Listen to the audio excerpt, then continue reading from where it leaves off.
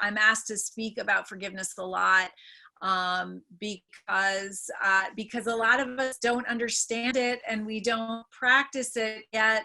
We're realizing through decades of research now how vitally important it is. In fact, it's the #1 way to have healthy relationships. We need to think about how we thoughtfully respond, because when we just react, we're usually doing it from our amygdala, and we're making decisions that are more emotional than rational.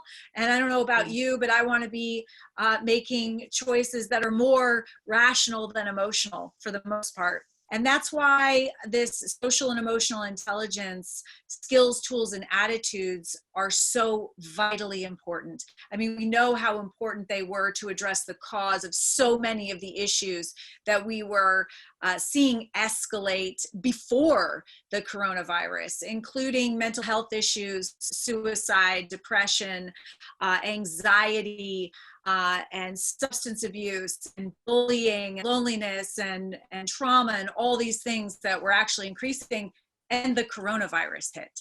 So I think what we're going to find is an enhanced focus on social and emotional intelligence.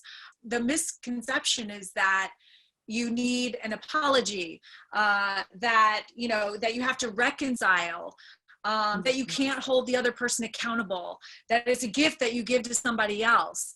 And, a lot of people oftentimes say to me, how could you forgive somebody that could do something like that? And my response is, how could I not?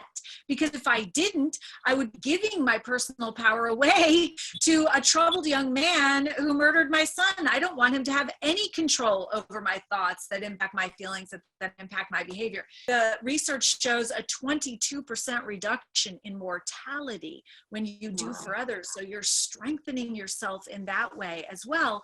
And then when you've gone through that formula, you've chosen love for yourself, and you're actually creating a ripple effect. And there is scientific evidence of a ripple effect. You are literally creating the world that you want to live in, and you are